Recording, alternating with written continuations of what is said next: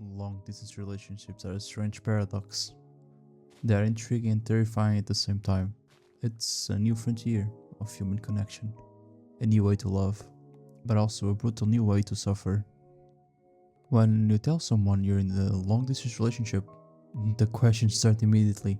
They look at you with a mix of pity and confusion, and eventually, you start questioning yourself. How did this even happen? How can this be real? How can I feel so much for someone who technically isn't even in the room? But everyone who has ever lived through this knows that love doesn't always start with a touch. Sometimes it starts with a vibration in your pocket. It's little things you don't notice at first. The small message that seems insignificant to an outsider, but becomes your oxygen. Good morning, how was your sleep? Good night, I hope you sleep well. At first, it's just a text on a screen, a normal notification, but time has a way of turning data into devotion. You wake up, and that message is the first thing you seek. It's not about the words, it's about the realization that on the other side of the planet, someone woke up, and their first thought was you. The feeling of being seen through a screen is a powerful drug. It's the foundation of a bridge built out of pixels. From my own experience, it didn't start as a grand romance. It started small, a simple invite to a game, for example. A conversation that held up for hours, then days, then weeks. And suddenly, you realize you're spending more time with the digital avatar than with the people living in your own neighborhood. You develop a deep connection that bypasses the physical. You fall in love with their mind, their voice, the way they think, and the way they play.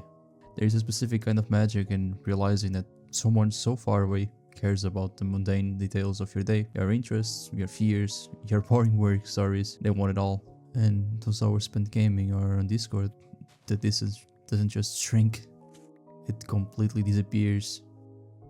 For a moment, you aren't long distance.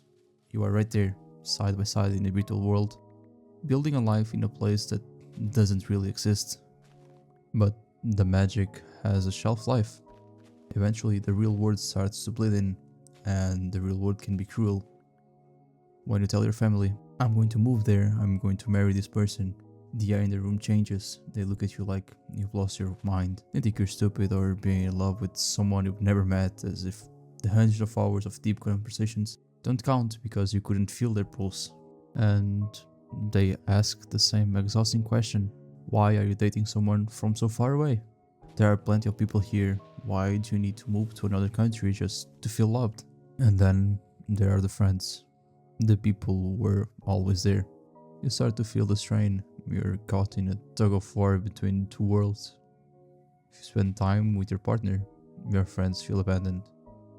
If you spend time with your friends, your partner feels neglected. You hear the comments, man, you're always with her now, you barely spend time with us. It hurts.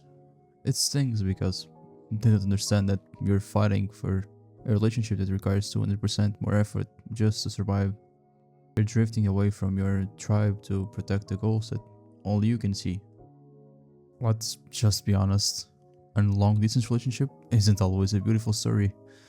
It's a breeding ground for demons. Jealousy becomes a different beast when you can't see what's happening on the other side of the screen. You start making promises that you aren't sure you can keep. I'll visit soon, I'll meet your family.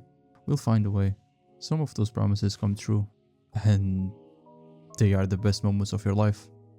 But the ones that don't, they hang over the relationship like a dark cloud. Every cancelled flight or delayed plan feels like a crack in the foundation. You start to realize that love isn't just a feeling, it's logistics. It's money, it's visas, it's timing, and it's sacrifice.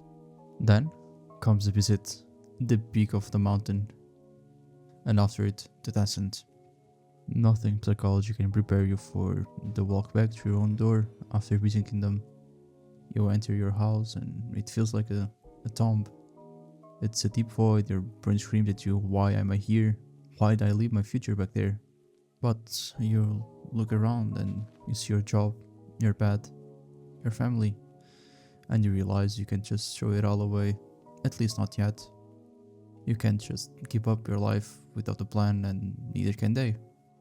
So you sit in your bed in the silence and you wait for the phone to buzz. You're back to being digital ghost. You're mourning a person who is still alive but just out of reach. The most terrifying part of this narrative isn't the distance, it's the silence that starts to grow. After months or years of trying to bridge the gap, something inevitable happens. You feel the spark losing its light, you feel yourself falling further away from your partner, and the worst part is realizing that it's not just you. You can feel them pulling away too. It's basically a two-sided slow motion crash. You try to climb back up, you try to spark the flame again, but the screen feels colder than it's used to. The good morning text starts to feel like a routine instead of a rescue. You realize that you've been living in a waiting room for so long that you've forgotten how to just leave.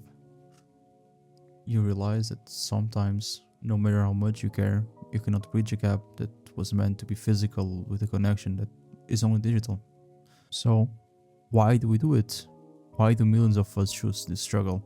Maybe it's because in a world of billions, we finally found the one person who understands us, even if they are behind a piece of glass. Maybe it's because the pain of distance is a small price to pay for the beauty of being truly known. But if you're watching this and you're feeling that void, just know that you aren't stupid, you aren't crazy. You're just a human being trying to find a home in a digital world. And sometimes the hardest journey isn't the flight across the ocean.